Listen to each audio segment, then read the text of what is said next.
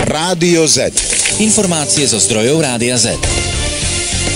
Občiansko-demokratická mládež je dobrovoľná spoločenská organizácia mladých ľudí a má celoslovenskú pôsobnosť. O poslaní, náplni a aktivitách tejto organizácie nám porozpráva predseda miestneho klubu Občiansko-demokratickej mládeže za Žilinu Ján Bučkuliak. Som presvedčený o tom, že mladí ľudia majú oveľa triezvejší pohľad na mnohé súvislosti vo verejnom živote, pretože ich pohľad nie je skalený byrokraciou, rôznymi obchodnými záujmami. Majú isté ideály, ktorých sa nechcú zbaviť, alebo ešte ich stále majú a nejako ich nič neznechutilo. A práve preto si myslím, že mladí ľudia majú, alebo mali by sa oveľa viac zapájať do verejného života práve z tohto dôvodu.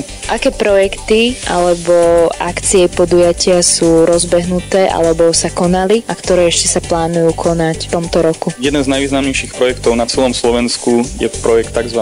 Európskych dní. Sú to prednášky na rôzne aktuálne európske témy. U nás v Žiline sa zatiaľ konali 3 prednášky. Prvá bola o zavedení eura. Tie boli konkrétne 2 pre veľký úspech, pretože je to veľmi aktuálna spoločenská téma. Ďalšia prednáška bola o vstupe Slovenska do šengenského priestoru. Tieto prednášky sa konali na pôde stredných škôl a na pôde Mestského úradu v Žiline. Jednou z významných akcií u nás v Žiline bola literárna súťaž Je Žilina mestom mojej budúcnosti, na ktorej sa ako spoluorganizátor podielalo aj mesto Žilina. Chceli sme v tejto súťaži získať určité podnety od mladých ľudí o tom, ako by mali verejní činitelia postupovať pri svojej práci. Táto súťaž bola podľa môjho názoru veľmi úspešná, pretože mladí ľudia sa zhostili tejto úlohy veľmi zodpovedne a naozaj práce boli podnetné. Ďalej veľmi významný projekt u nás v Žiline bol modelový Európsky parlament, regionálne kolo tejto súťaže. Je to medzinárodný projekt, ktorý už od roku 1994 organizuje jedna holandská nadácia. Sú s ňom zapojení všetky krajiny Európskej únie plus kandidátske krajiny. No a tento rok sa prvýkrát podarilo zorganizovať regionálne kolo aj u nás v Žiline. Opäť musím zdôrazniť a poďakovať aj mestu Žilina,